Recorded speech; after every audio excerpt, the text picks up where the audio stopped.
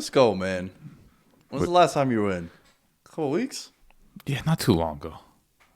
A lot's happened, though. I know, but it feels like it's always a long-ass time because I go from seeing you once or twice a week to now the off-season I see you like every other week, and it's a little lengthy. Yeah, it's all off-season gets that to you, but a lot is going on. Obviously, we're talking football, but, man, sports world, we got NBA playoffs, Kyrie just going after people. Mm-hmm. Well, I should say people going after Kyrie. I'm fully on board with Kyrie doing what he's doing. Like, I think fans should start being held accountable for their actions. Yeah, I mean, bro, you're talking to someone who's one of his favorite sporting events of all time is Malice at the Palace. Yeah. And I don't know if I'm allowed to be saying that kind of stuff, but there's some fans, the Diaz brothers, right? They always say, like, some people deserve to get slapped. Yes. And that's the problem. Yeah. You can't be saying some of the shit that you say. Mm-hmm. Right, and I was talking about it with Jay on the Monday pod. If you guys haven't catch that, check that out. Shouts to Jay. He was asking about you too.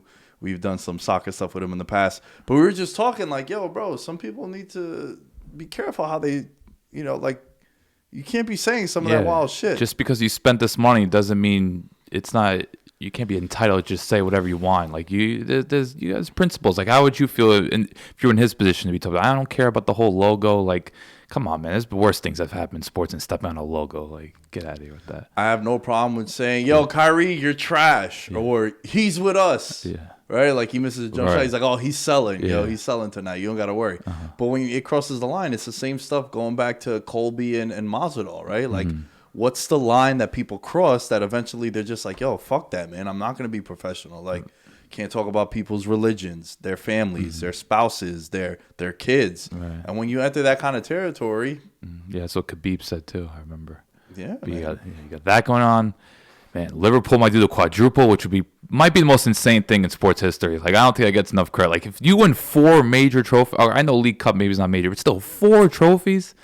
God, following that. I love watching them. Dude, everything about them is just beautiful. I was just on Xbox with Ahmed and Joey, and we were talking. Joey was like, yo, like Liverpool, because I hit some crazy bet today. Bro, I bet Liverpool first half 2-0, correct score, and then I bet the final score to be 4-0. It's kind of easy bank.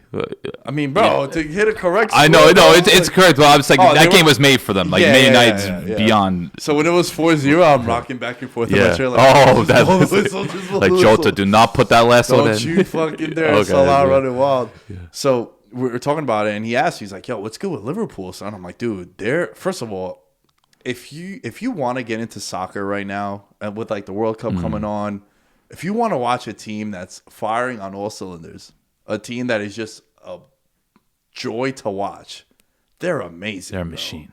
Holy smokes, are they good? And getting Luis Diaz, who I didn't know anything about. He came from Porto. He's a Colombian. He adds to that front line. Now they have 5 players they could put there, and they're going to score 2 or 3 Bro, games. it's crazy. Yeah. And the depth, too. Like, they just got so many guys that go in there. It was wild, man. And I was watching that. But, yeah, there's a lot of fun sports shit going on, too. Hockey playoffs are starting soon, too. That's always fun. I tune into some games just because overtime hockey is so lit. You're, like, on the edge of your seat. And then sometimes my favorite thing about it is there'll be, like, 12 minutes of no stoppage. Like, the puck will just be in play for 12 minutes, and it's just, like, back and forth, back and forth. So it's really riveting. Yeah, Doc Emmerich used to be one of my favorite announcers. He used to just go, like, wild. But, yeah, man, we got some NFL stuff, and I came up with this sort of segment, talking point, and a lot of it had to do with what's been going on the last couple of weeks with the wide receiver position. And I feel like the wide receiver position has really become a premium position now in the NFL with how prevalent passing is. Mm-hmm. And now it's, your quarterback's going to drop back 40 times a game on average. And for the most part, you want to have some stallions on the outside. But then you see some of these contracts, and that's where things get a little funky. You see some of these numbers where, 5 years ago, a wide receiver making $30 million. You're like, what the hell? No way. First of all, question for you.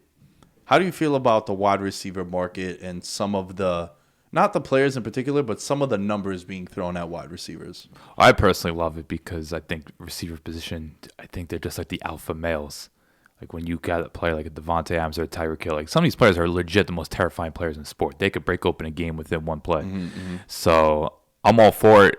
I think it's just a matter of when it comes to whether it's the Chiefs or the Packers, whatever organization be, it's just knowing, where you want to allocate your resources. What's your coaching philosophy? What's the long-term contract when it comes to a certain player? Like where do we want to build around? I think if you're going to manage how you want to build with the number one receiver. It's just a matter of like, are they replaceable? Because to me, like you look at Kansas City, Andy Reid coming from that Mike Holmgren system, it's just like, okay, we could draft receivers. We don't really need a number one. But then there's other teams that, hey, we're going to invest heavily. Like back in the day with the Arizona Cardinals, for instance, with Fitzgerald and Bolden. Remember, they paid both of them. So I think it comes down to what you want to do organizationally. But I'm 100% in favor of paying receivers. Personally, it's like my favorite position. I just love it for the sport. But I think if you manage properly and you believe in your draft, the way you approach it, why can't you pay his receivers? Yeah, it's interesting. We were having this debate one time in a group chat with some of the guys, and we were talking. It all happened right after Adams and Tyreek, and I have their contracts in front of me. Tyreek Hill, $30 million a year. Devontae Adams, $28 million a year. Third is DeAndre Hopkins at $27.25. Stephon Diggs at $24 million with the extension that he just signed. Just got well. That's right. And then, do you know who number 5 is? Can you give me a conference? NFC. Okay. You know him well. And when I tell you the name, it'll make sense to you. Michael Thomas? No, he didn't get paid yet. But very close in division. Mike Evans? No, he got DJ Moore. That's another guy who just got paid. 20. Good for him, man. I really like DJ. I know he has some limitations, but I do like me some DJ. Well, how much of that is the quarterback? That obviously too. But I think as a receiver, like DJ Moore isn't the type of receiver that, I don't know, he's not that alpha male type. And even though he creates separation, I don't know, he's just not that game breaker. You know what I mean? Like he's not someone that runs a 4-2. He's not someone that makes those contested catches. He's just someone that produces. But I can't see DJ Moore ever being like a top 10 receiver. That's right. How I look at and he's being paid like a top 5 wide receiver. Yeah, but he is very productive and he's very skilled. It's just I don't think DJ Moore really has a quality that makes you scared of him. That's the thing. I like that. Yeah, that's interesting. Yeah, whereas when you look at the other guys ahead of him, and even right behind them is Keenan Allen. An argument could be made. One of the best route runners. And also like the slot receiver now. It's not so much that you're a slot receiver. It's like you put your best wide receiver in the slot. Like that was something that fantasy people were always talking about for years. Like, it's you have the nickel corner there, a safety comes on, linebacker, whatever it might be. It's so hard to keep track of these contracts though. Like when you said DJ Moore, I was just like, man, that's right, he got paid too. Listen, man, when I pulled it up, I never would have guessed DJ Moore, but he's in there too. And then rounding out the top 10, we got Amari Cooper, Godwin, Mike Williams, and Brandon Cooks. Kenny Galladay. I hope. All right. So, question. There's a lot of questions. We're going to talk about the wide receiver position here in full detail. But do you feel comfortable paying a wide receiver if you have questions at quarterback? Because I don't. I don't want to pay a wide receiver if I have questions at quarterback. For me, it's all about the roster. Like if I'm in a position like San Francisco, I'll pay for the receiver just because I think, well, of course they have Trey Lance, but I just think there's enough there. It's like, okay, we got enough assets. If we pay this receiver, we could get by. Like they were a game away from the Super Bowl. All right. So honestly, a quarter too. Super, actually, technically. Right. And I get, look, quarterback's number one position. You got to develop. But it's just, I think if you have the roster there, it's just like you have to maximize it. That's how I look at it. Like that's your window. You kind of just have to coordinate and believe in your coaching staff. But I understand if you're in full rebuild mode, like if you're a team like Seattle right now, I would have major reservations about someone like a DK Metcalf, especially when there was some tension and there's some questions about Metcalf's maturity, his anger issues. I heard recently in an interview he's had to like take a couple of sessions for himself and realizing he needs to tone it down a bit. But there's just certain teams. It's just like, the thing is, you need players. Like if you're rebuilding, you still need at least 3 or 4 franchise cornerstones. It's like, okay, we have at least this here. But then again, it's just if this player within a year or two doesn't want, because you also have to look at some of these players just don't want to be there. Like the receiver position, we know, and I don't think it's a stereotype. Like I'm not gonna call every receiver diva. That would be ridiculous. But this is a position where players are known for requesting trades. Yeah. If you really take a look at the league, a lot of top wide receivers tend to leave the team that drafts them. Stephon Diggs, Devontae Adams. If you go further back, Terrell Owens, Randy Moss. Like, guys tend to leave. It's rare where you have Marvin Harrison. Or Larry Fitzgerald. Reggie Wayne. Like, I'm talking about, like, yeah, if your last year or two you go away and you're kind of just, like, chasing a paycheck. But I'm talking about, like, you're an alpha in your prime. Like Roddy White. Yeah, guys like that. Like, Julio, I would say, went to another team. But still, the best of Julio is what we got in Atlanta. All right. I think when it comes to the wide receiver position, it's fair to say that I understand when they get called diva. I get it. I get the tantrums. I get all that stuff because, again, I've talked about this many, many times. But in the traditional huddle of a team when you're calling your play, right, the first people to break the huddle are the wide receivers. They're the furthest away from the ball. They can't be productive. If you're my wide receiver, you're solely dependent on me getting you the ball. Mm-hmm. And then the 5 guys in front of me blocking in order to give me time to get you the ball. Yeah. So if you want to get paid, you want to hit these milestones, you want to hit these bonuses, all these incentives, you're going to bitch and moan if you're not getting the ball because that's the only way that you could put food on the table for you and your family. Yeah. So I get that. And it's an isolating position. Yeah, and eventually it gets tiresome. Like, for years, DeAndre Hopkins had put up with it, and I thought he was a consummate professional, but eventually wears down you. It's just like, how many more years can I deal with this? Eventually, they got Watson. Things for a short period alleviated before Bill O'Brien went berserk. But like, look at someone right now like Terry McLaurin, who he just puts up numbers regardless of who's playing the quarterback position. Like, he's just someone that stays productive. Best wide receiver no one talks about. Yeah, absolutely. Like, if he was in Kansas City, he's putting up 1,400 yards easily. Yeah. Like a bad year would be like, oh man, he only caught 90 passes for 1,400 yards. They're like, wait, what? Only? But yeah, easily. I think he's so underappreciated. Yeah. He's amazing. He gets open. He makes contested catches. Incredible hands.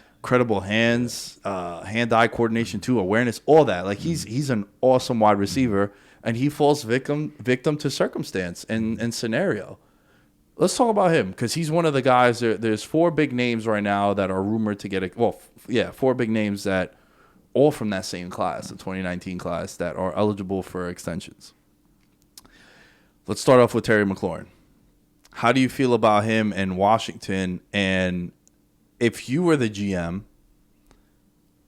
would you feel comfortable paying him knowing that you don't know what's happening in that quarterback? I want to preface, I love all 4 of the receivers we're going to talk about. I think all 4 of them are alpha males. They're true number ones, and they deserve. There's another. I hate to Deontay Johnson. Deontay Johnson, another. Who I think is another. I know drops are worrisome, but I think he's another alpha. Nah, he's electric. For what he could do after a catch, especially, not many players can do. He's a dog. I fuck with him. So, Terry McLaurin, I think you look at his resume, what he's done, to me, just like, how can you not build around him? Like, because the Washington, to me, doesn't have a lot of assets. So I think he's just one of those players where, unless you get a crazy trade offer for him, maybe Green Bay gets desperate, who knows? But, Green Bay's going to get linked with a lot of these guys. But I think just what McLaurin's done, it's like he's proven, like, it doesn't matter who's the quarterback, he's going to put up numbers. And I just think those type of receivers, it's like, he's going to put up 5 to 7 catches a game, maybe even more if all goes well. So now for me, you have to keep him. Yeah. He's averaging more than 1,000 yards per season. And these are the quarterbacks he's played with: Taylor Heineke, Kyle Allen, Alex Smith, Case Keenum, Colt McCoy, and Dwayne Haskins, RIP. And now they lose the offensive lineman, Sheriff. So that's going to hurt them. And look, you bring in Carson Wentz too, who, I don't want to say jury's out because I think we know exactly who Carson Wentz is, but I feel like he's a little limited too. But this also might be the best quarterback that he's played with. Yeah. Which still barely above Heineke for me. Yeah, but think about just your reaction there. Yeah. Like, this is what this guy has been doing, and he's so productive. So to me, he deserves it. Obviously, I think they all deserve it.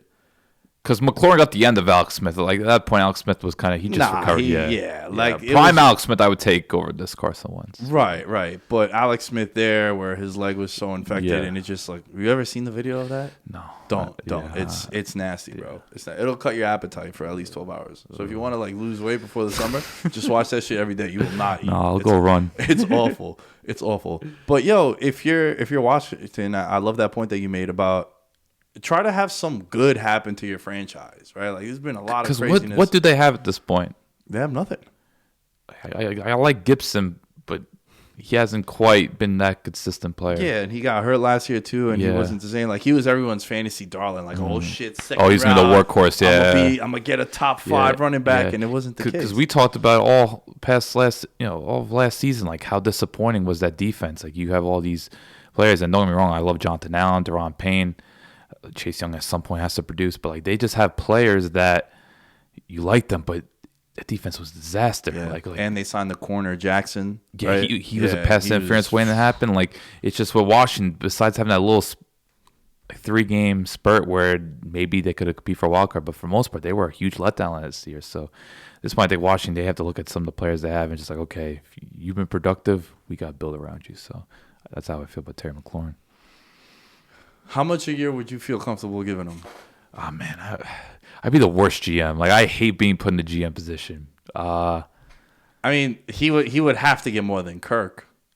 Yeah, of course. Right? Yeah. So like north of $18 million per year? Oh, absolutely. Yeah. I'm definitely low 20 range. I'd be comfortable giving him more than DJ Moore. Yeah. Like, I think he's a better receiver and he's more imposing. Yeah, I'm terrible financially. Yeah. I would say like, mid. Also, we're matching the cap too, or whatever that might be, but and Washington has cap. So I think Washington definitely you should extend him. I think it's a good thing. Homegrown, he's overproduced for you already. He's delivered, and he seems to be like a leader in that locker room too. I know Josh, our buddy Josh, he's a big Washington fan, and he's shown videos of him like his rookie year. He goes in the huddle. He's like, "Hey man, I know I'm still a rook, but this is exactly how it should feel when we're winning." And he's giving game balls to Ron Rivera with the whole cancer stuff he's going through, and he's just been very outspoken, and he's like a leader on the team, and you need guys like that. True fan favorite. In your clubhouse for sure. And I'm a fan of Terry McLaurin. I would definitely pay him. And I think if you're Washington, just to make things sort of take some pressure off the organization, because they're in the headlines for many reasons too, which could be a whole podcast series that we could dedicate. Yeah. But I think it's something that would win a little bit of the fan base back because they're sour with you. And also like national media too. I think people will be like, oh shit, McLaurin got paid by Washington. There is in the franchise more consistent at getting bad headlines in Washington. Oh yeah, I mean, bro, every year. Seems like our whole life has been that way. Yeah. All right, we passed on him before, but Deebo. How do you pay Deebo? Like, what do you?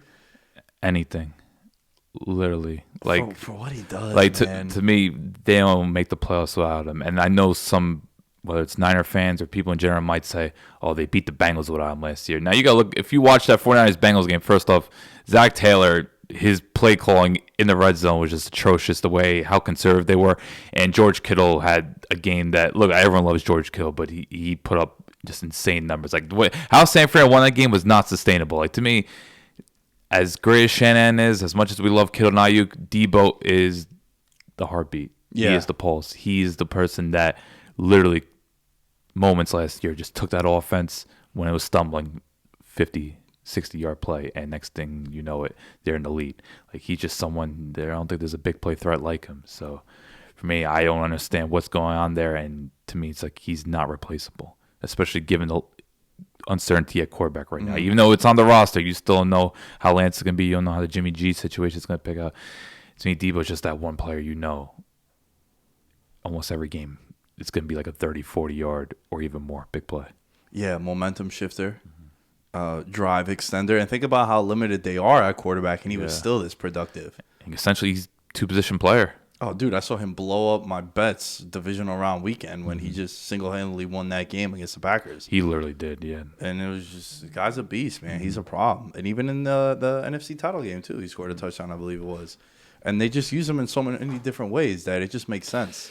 Yeah, I don't know what's going on with John Lynch, but like to me, if Deebo and Kyle Shanahan, this is the end now. That's hugely disappointing because I think those two, they're a match made in heaven.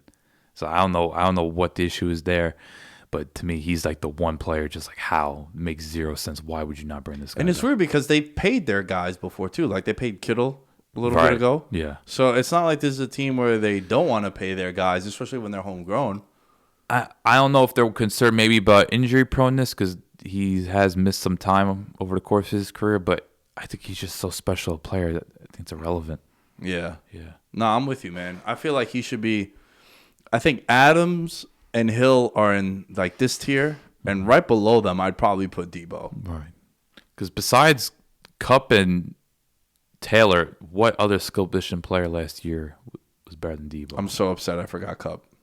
Well, see, yeah, Kupp. It just upset me so much. Kupp, besides Kupp and Taylor, that wasn't a more valuable. It was a more of a prolific skill position player than Deebo. So. Yeah, I think he's in that discussion for sure. AJ Brown, real quick, do you get excited when you see someone delete the team that they play for on social media and delete the post? 2 years ago, yes. Now I think it's just a ploy by an agent. I think that kind of leaked after what Kyler Murray did. Yeah. When he deleted all the pictures and the profile bio. Mm-hmm. But I think it's just a matter of just sparking negotiations or just creating buzz. Like some people look for that attention. And I didn't think AJ Brown was that type of person, but who knows what's going on with him right now. He tweeted, "I'm a diva and a bad teammate all of a sudden. LOL, okay. Do what you have to do. And so will I." And then he followed up with, "They switch up quick." Yeah. I mean, you saw it with Deebo. Deebo says he's been getting death threats and racist messages. 3 months ago, he was everyone's favorite player. Yeah, then the worst thing is when one of the worst things fans could do is just totally be behind the organization rather than being behind the players. When you're just 100%, whatever the organization does, I believe in, and I'm going to believe in them. Why on earth would you think that? Like, what has an organization done that make you think, okay, I could always trust them? Like, whatever happened to valuing the players or putting yourself in the player's shoes and realizing, wait, this guy, why can't he get paid? Yeah. I mean, I agree with you. I'm so pro player. Like, hold out, get your money, especially in the NFL. Yeah. Like, a guy pulls a hamstring and then he's out for the year. The next year, they're going to want to renegotiate your contract. And if not, they're going to cut you. Right. So, by all means, hold out, get your money, especially when you play positions like wide receiver. You play positions like running back, where the risk of you getting hurt is so much higher. Like, it's a dangerous game. Everyone knows that. Duh. But those positions, it's a little bit more likely. And organizations will view you as replaceable. Yeah. Like a left tackle, they will value. An edge rusher, they will most likely value. But think about that, right? Like, dudes are just constantly slamming there. People are falling behind you. I'm blocking you. A guy blows on my knee. Like Ronnie Stanley on the Ravens when he got hurt. The guy just fell from behind them, and then he was out for the year, broke his ankle. Thing is, though, like, offensive line play has never been worse, and there's only, like, the ones that are really good you have to value. Yeah. So I think it's just a matter of talent at certain positions. That's why you see, we talk about the running back position being expendable. I think receiver position, at least in some organizations' eyes, is looking expendable. So I think that's the difference. So I think AJ Brown, the issue that I would have with paying with him is he's not exactly the most durable. Week to week, it's kind of just like when he's out there, he's amazing. Like that one Thursday night football game against the Niners, completely like the whole second. He won that game. He won that game. Yeah. Remember, he ate like the Chipotle, and then the second half just has like 9 for 150. Yeah.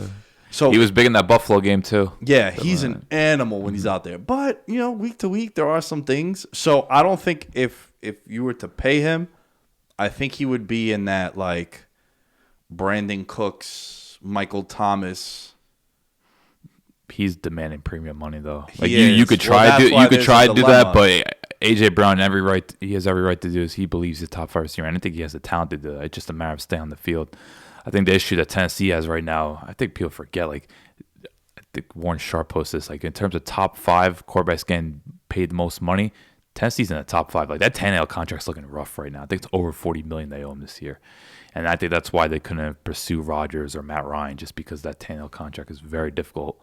Because like now it's hitting that peak, especially after that playoff game. Tennessee fans are hurting. Yeah. So that's why there's some things right now with Tennessee. Just there's a lot of uncertainty there. But to me, AJ Brown is the alpha male of all alpha males. I wouldn't hesitate paying him. I know the durability is a bit of a concern, but to me, it's just he's. Besides, I know Henry's there, but that passing game, it's live or die with AJ Brown. Well, so that was going to be my follow-up. Yeah. Do you think you have leverage as a player when you're in a passing game like that? Oh, yeah. How can you not? Because you're all I have. And I don't think he's a player that's immediately replaceable, and I don't think Tennessee has the resources or even the coaching staff right now that could do it. Because right now they're kind of in a weird spot. They're still adjusting to life without Arthur Smith. Mike Vrabel is he's a tough-minded coach. We know that. It's just right now Tennessee, I think there's this silver line on their big names, and they're in a bit of a funk cap-wise. It's just like, man, if A.J. Brown gets traded, to me, you're just punting the season. Like, I don't know how you can compete without him.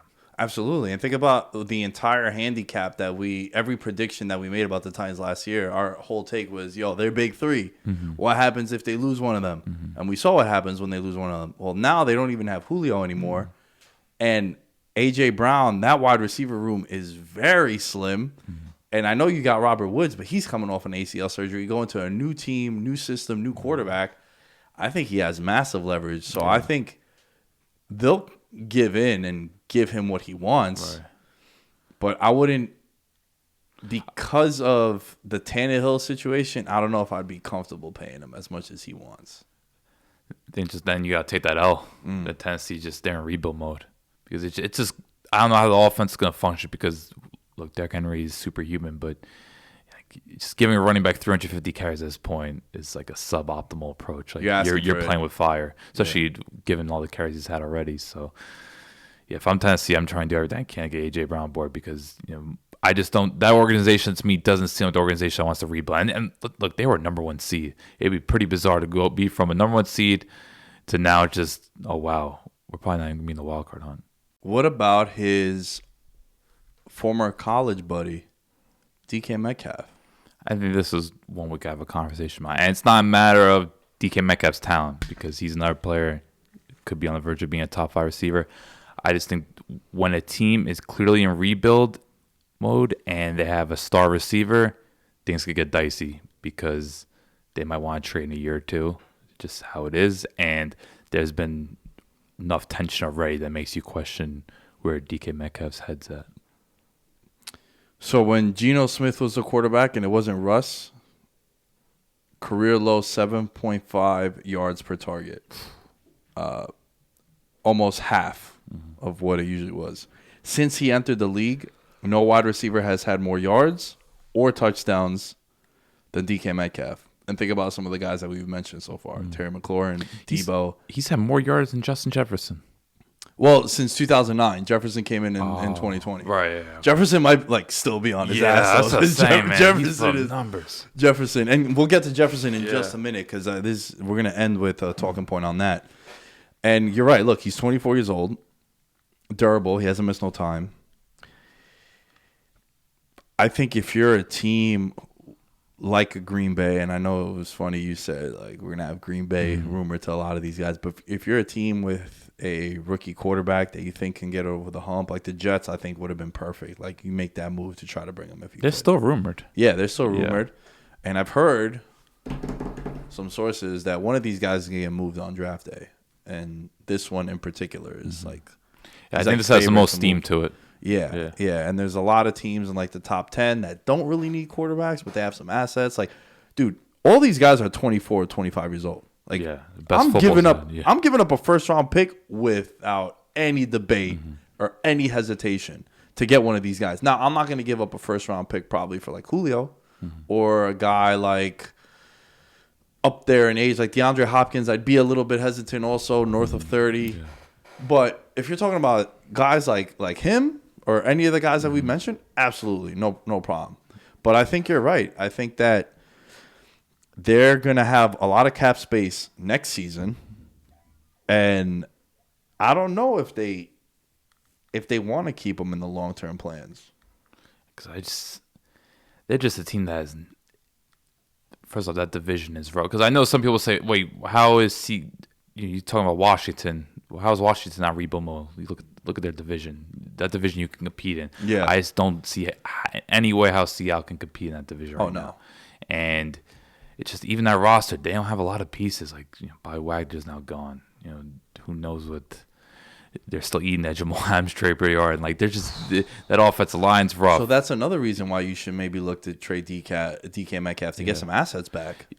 That's why it was funny. Like if the Jets were to trade for DK, they basically would be giving back Seattle. Well, the thing is, they got assets from the Russell Wilson trade, right? But it's just, and DK's that player that, as great as he is, he doesn't have the most diverse route tree. Like don't get me wrong, he could run routes. It's just he's someone that I think you kind of have to force feed. Like if he's, because we saw in games last year, like he was a non-factor, and like even when he was struggling, like he make those 1 or 2 plays. Sometimes he was completely anonymous. I think he's someone you need to get in the rhythm with. You need to get him going early.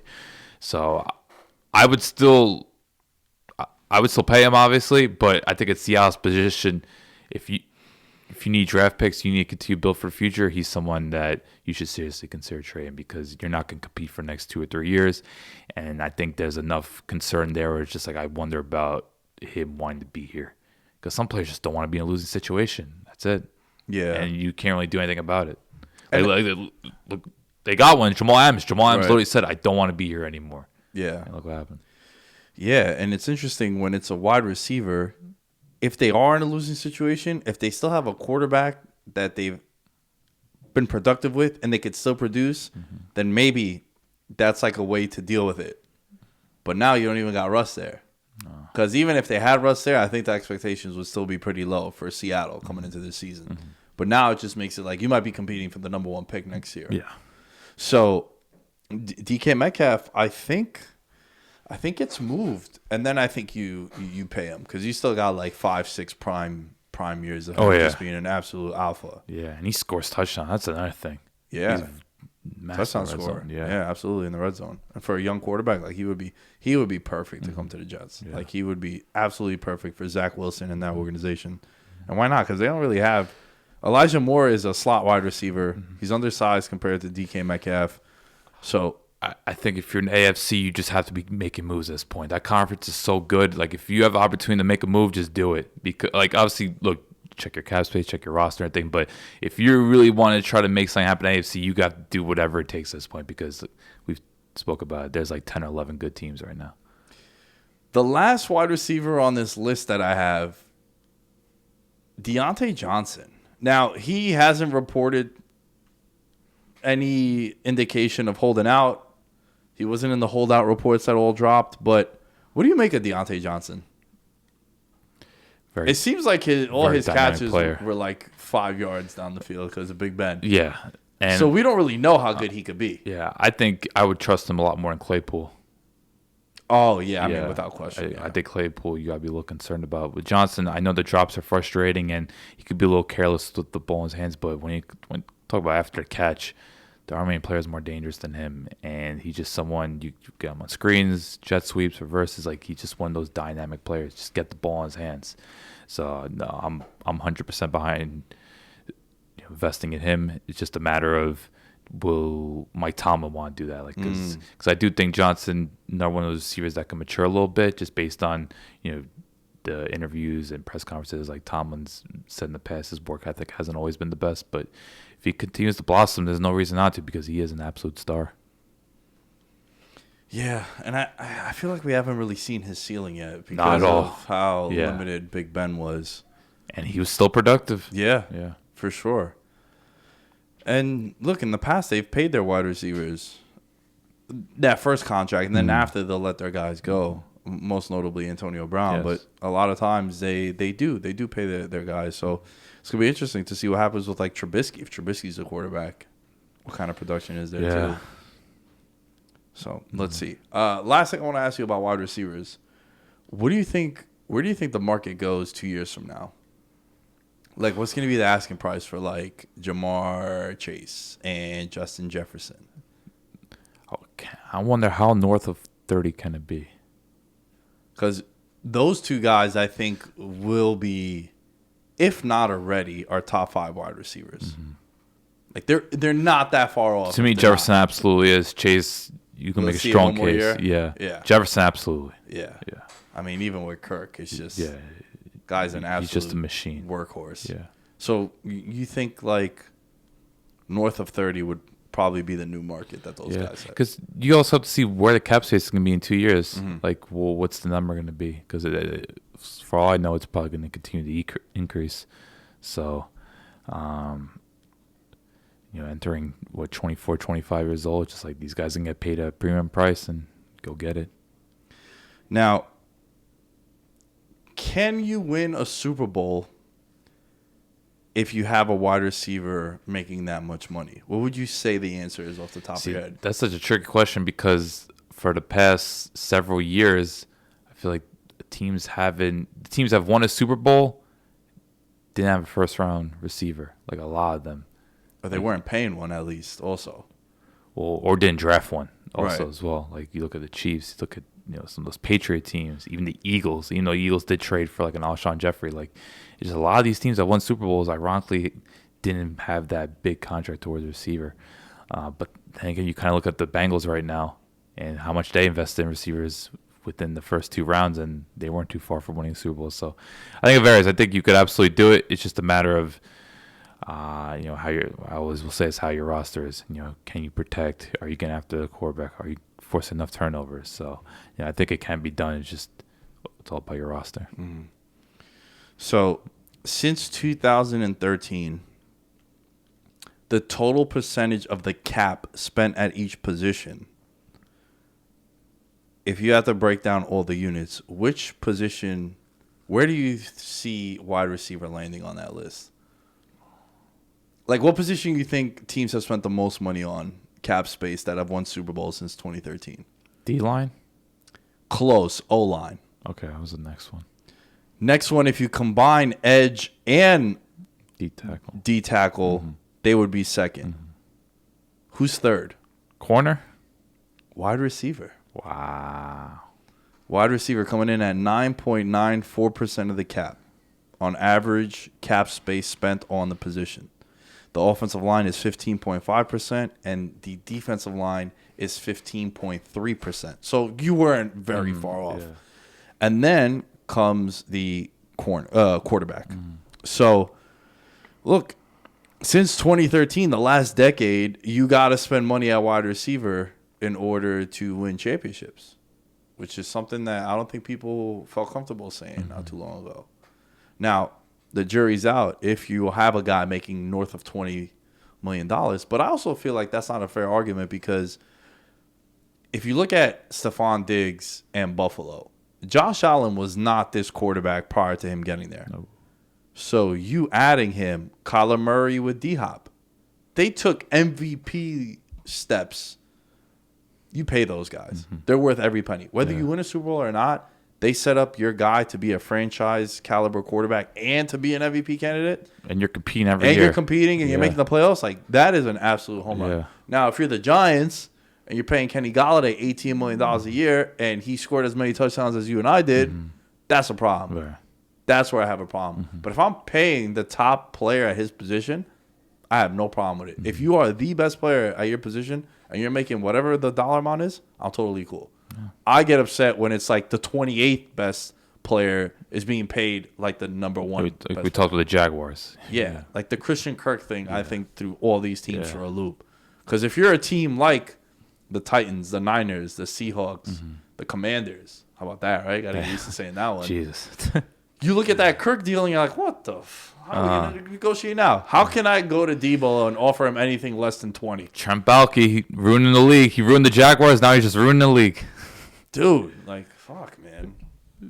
So, the Jaguars always pissing people off. Draft question. Are you excited about it? I know I shouldn't say this, but not really.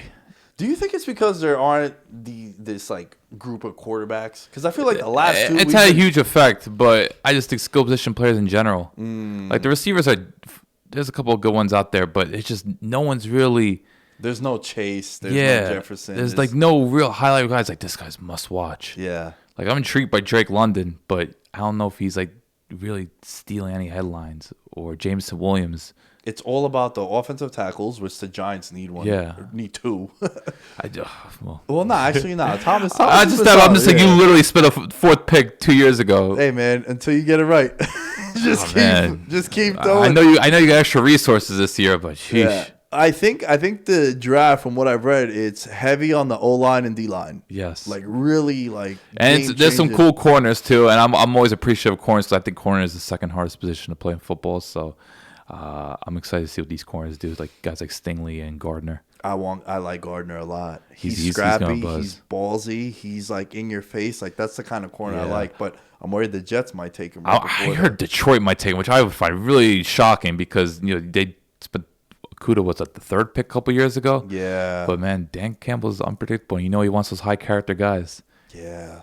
Yeah, it's going to be fun, I'll be drinking those espresso shots ready to go. I'm taking this weekend to do some more draft stuff and really look at it. Yeah. Well, draft's always a cool event. It's just this class, something feels severely lacking. But, look, there's still talent out there. And if you're a team that needs help in the trenches, this draft's for you. Yeah, and this is a cool time to announce that I'm going to be partnering up with this company called Playback. And there'll be links that I'll be dropping on social media and on the episode bios, where it's basically like watch along. So for the draft, I'm going to do a watch along for the first round. You're more than welcome to call in, and you can come on stage as long as you have a little webcam or through your phone.